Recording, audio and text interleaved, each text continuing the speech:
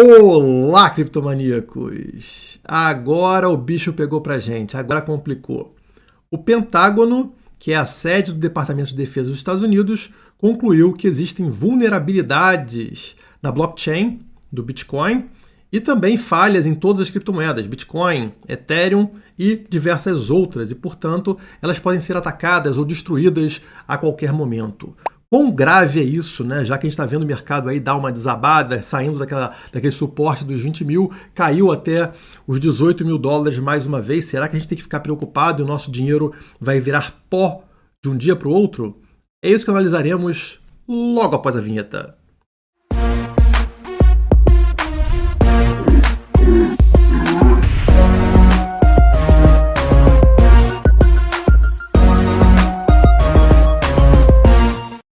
Vamos lá, então, quer dizer, tá a pesquisa aí, né, no Future of Money da Exame, pesquisa encomendada pelo Pentágono aposta vulnerabilidade do blockchain, especialistas rebatem. E eu quero começar falando sobre o lado positivo disso, né? O Bitcoin ele gosta de ser testado, é assim que ele evoluiu, é assim que ele se provou um dinheiro superior a todas as outras formas de dinheiro, uma reserva superior, foi sendo atacado ao longo dos 13 anos sem nunca ter tido um grave problema. O Bitcoin, conforme disse o próprio Nassim Taleb, é um ativo antifrágil. O que é um ativo antifrágil? É um ativo que se beneficia do caos. E aqui outra descrição que a gente pode ter. Antifragilidade é um conceito que ressalta a capacidade de evoluir diante de situações adversas. E é justamente o que acontece no Bitcoin. Quanto mais batem nele, maior ele fica, né? Mais forte ele fica, por isso que ele é um ativo antifrágil. Então um ataque como esse, né? Uma pesquisa falando que ele possui vulnerabilidades, isso seria excelente. Se realmente existirem ali algumas vulnerabilidades, ele vai evoluir, ele vai crescer, ele vai se tornar melhor com isso, mas o ponto aqui que a gente percebe é que essa pesquisa encomendada pelo Pentágono mostra justamente que o Estado tem pouquíssima noção do que é o Bitcoin, por enquanto, né? Assim como a empresa contratada, no caso, pelo Pentágono, né? E você pode encontrar isso na própria Exame aqui, ou com o especialista rebatendo, mas existe um texto muito superior, tá? Uma resposta muito superior feita pela Swan Bitcoin, né? A Swan é uma empresa muito séria do setor, e os analistas fizeram aqui, destrincharam todas as alegações dessa pesquisa do Pentágono para mostrar como ela, na verdade, é bem frágil, é bem fraca, né? Então vamos pegar aqui alguns pontos importantes. A primeira alegação feita era de que toda blockchain amplamente utilizada, ou seja, basicamente Bitcoin, Ethereum, né, tem um conjunto privilegiado de entidades que podem modificar a semântica da blockchain para alterar transações passadas. Então estão falando aqui que existem poucos colaboradores, poucas entidades que teriam um controle muito grande sobre a rede, podendo gerar alterações aí indesejadas. Eles falam que atualmente existem 4 colaboradores ativos para mudar a base do Bitcoin Core e números também pequenos para a Ethereum, entre outros. E a Swan respondeu que isso é falso. Isso simplesmente não é verdade na prática no Bitcoin, devido ao fato de que os usuários que executam nós e não os desenvolvedores são quem decidem qual código executar. Então, na verdade, quem define é o usuário. Você vai lá e você baixa ali o código que você preferir. Houve inúmeros exemplos disso no passado, incluindo usuários que optaram por executar código lançado por um desenvolvedor pseudônimo, porque queriam uma atualização específica mais rápida durante as guerras de bloqueio de 2017, o que foi contra a opinião de alguns desenvolvedores principais do Bitcoin. E aqui, então, eles estão mostrando que não faz sentido o que foi alegado, né? Mas que muitas outras blockchains empregam um mecanismo de atualização forçada, como as bombas de dificuldade da Ethereum. Nesse caso, achamos que a reivindicação é em grande parte verdadeira, porque os nós são forçados a atualizar para permanecer operacionais. Então, notem a diferença do Bitcoin para todo o resto, né? Enquanto no Bitcoin existe uma descentralização, existe uma opção ali do usuário, de quem possui o nó, baixar ali o código que quiser. Em outras blockchains isso não acontece, como no caso da Ethereum, né? Você é forçado a atualizar se não está fora da rede. Então, nesse caso, sim, a alegação ali do caso do Pentágono faria sentido. Então, a Ethereum não tem o mesmo grau de segurança do Bitcoin já na primeira alegação, como vocês podem verificar. A segunda alegação é de que o número de entidades suficiente para interromper um blockchain é relativamente baixo, 4 para o Bitcoin, 2 para Ethereum e menos de uma dúzia para a maioria das redes Proof of Stake. Também é falso. A alegação de que o Bitcoin pode ser interrompido atacando os 4 principais pools de mineração é falsa por várias razões. Primeiro, que as pools de mineração não são mineradores em si. Os mineradores são uma força de trabalho distribuída globalmente, muitas vezes localizada em regiões remotas onde a energia é barata. Mineradores podem e fazem, essa troca de pools facilmente. Em 2014, os mineradores se afastaram voluntariamente de uma pool que estava ganhando muito hash rate. Então está aqui comprovado como isso acontece, Se aquela pool começa a fazer coisas erradas, não está legal, os mineradores simplesmente migram de uma para outra e o problema é resolvido. O segundo ponto aqui que eles falam é que o ataque a uma pool teria que durar para sempre. Assim que o ataque for interrompido, tudo volta ao normal. Os mineradores podem continuar trabalhando de forma inabalável.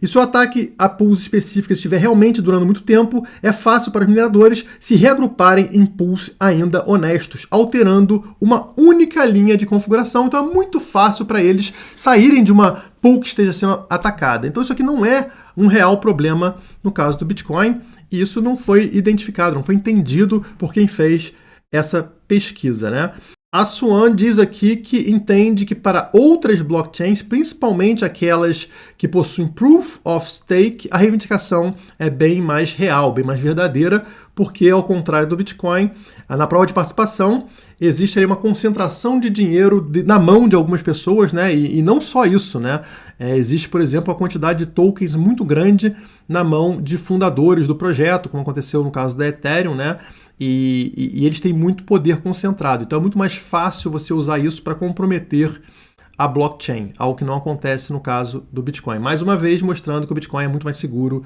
do que qualquer outra criptomoeda por aí, qualquer outra blockchain. E aí eles falam aqui sobre a terceira reivindicação.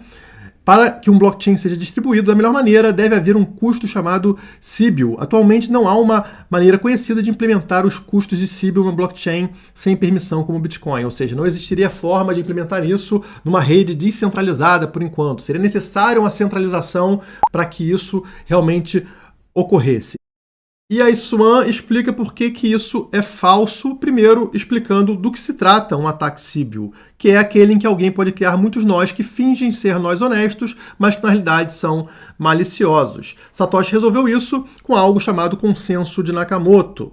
Resumidamente aqui, é o que leva ao Proof of Work, a prova de trabalho, Satoshi queria que qualquer participante da rede pudesse adicionar um bloco, mas escolher um usuário aleatoriamente estaria aberto a indivíduos que fingiam ser muitos usuários. Então seria assim, você seleciona um cara, esse cara é malicioso e ele tem vários usuários na rede. Seria um risco, porque não tem um custo atrelado a isso. Então ele cria a prova de trabalho e é necessário realmente um gasto de energia para você ser selecionado. Prova de trabalho não pode ser falsificada. Esse é o motivo pelo qual o Bitcoin possui prova de trabalho. Então o cara não consegue criar infinitos, vários usuários ali maliciosos, porque isso teria um custo muito alto para ele. Assim foi solucionado e por isso que essa declaração aqui, nessa reivindicação feita, também é falsa. Vamos continuar aqui. Existem várias outras, tá, pessoal? Então, aqui no caso, acho que são mais de 10 e eu vou deixar o link para essa matéria da Swan aqui embaixo para vocês poderem ler. Dá para traduzir a página, tá? A página está em inglês, obviamente, mas basta traduzir aí no seu navegador e vocês vão encontrar aqui todas as alegações da Swan para mostrar que não faz sentido o que foi levantado pelo Pentágono, tá? Então, resumindo aqui, concluindo, a Swan fala que o artigo elabora muitos vetores de ataque já explorados anteriormente no Bitcoin, alguns dos quais o Bitcoin foi literalmente inventado para resolver, como na questão do ataque Sybil. Então, quer dizer, estão batendo em coisas que já foram resolvidas no passado por não entenderem sobre o Bitcoin. Qualquer ataque que não fosse capaz de durar para sempre acabaria por restaurar a funcionalidade do Bitcoin, apenas provando sua força. Reescrever a história da blockchain é um objetivo ainda mais assustador e inatingível, devido aos custos exponenciais de energia necessários para fazê-lo. Ou seja, fazer um ataque de 55% na rede do Bitcoin é completamente inimaginável pelo custo associado. A gente está falando daí de bilhões de dólares, E eles concluem que o documento financiado pela DARPA sobre centralização de blockchain contém muitas alegações falsas ou enganosas e não pode ser tratado com seriedade. Esse ponto é fundamental. Não é um documento sério, talvez por desconhecimento sobre a blockchain, sobre a tecnologia, que é uma tecnologia nova, então é muito comum que a gente veja por aí a opinião de pessoas que não conhecem sobre a tecnologia e por isso que falam besteira. Então não dá para ser levado a sério esse documento, ele possui algumas verdades, algumas questões que podem ser realmente consideradas para outros ativos, outras criptomoedas e outras blockchains, como a própria Ethereum citada aqui no texto, já que existe concentração de poder em poucas pessoas, na hora que você migra para Proof of Stake, que a maior parte das criptomoedas possuem Proof of Stake, isso ainda é um problema maior, né? Já que também permite ali que pessoas com saldo maior naquela rede sejam alvos mais fáceis, principalmente de um ataque estatal. Isso não acontece no caso do Bitcoin. Bom, eu espero que isso tenha servido para dar uma tranquilizada em vocês. É claro que o mercado não está nem aí, né? A gente tem FUD o tempo todo, que é medo, incerteza e dúvida. E esse é mais um FUD que saiu e que acaba abalando o mercado, gerando uma queda de preços momentânea. E fica a pergunta aqui, né? Se isso realmente é real, se existe vulnerabilidade num ativo multibilionário como o Bitcoin, por que ninguém explora isso e fica multibilionário? Ou mesmo destrói a rede do Bitcoin, como seria do interesse, por exemplo, de uma mega potência como a China, né? Porque ele não quer concorrência com a moeda estatal. Por que não acontece? Porque não é possível. Isso aqui não é real. No dia que for, veremos um ataque acontecendo. Afinal, incentivo financeiro não falta. Estamos falando aqui de um mercado trilionário de criptomoedas. Então calma, fiquem tranquilos, porque não vai acontecer nada ligado a isso. Existem falhas em blockchains, elas são corrigidas, nunca falhas que possam levar a uma destruição completa como essa, no caso do Bitcoin, que é um ativo antifrágil, né? Já nas outras criptomoedas, atenção, porque realmente elas são muito mais frágeis do que o Bitcoin devido à centralização. Elas não são descentralizadas. A única criptomoeda que eu realmente entendo ser descentralizada é o Bitcoin. Quando eu falo descentralizada, é inclusive com relação a ataques do Estado, né? Tem que ter essa proteção contra ataques do Estado e as outras falham justamente por terem fundadores, pessoas ali que receberam tokens no início dos tempos, né? E acaba sendo um alvo fácil para ataque estatal. Bom, por hoje é isso. Muito obrigado e até a próxima.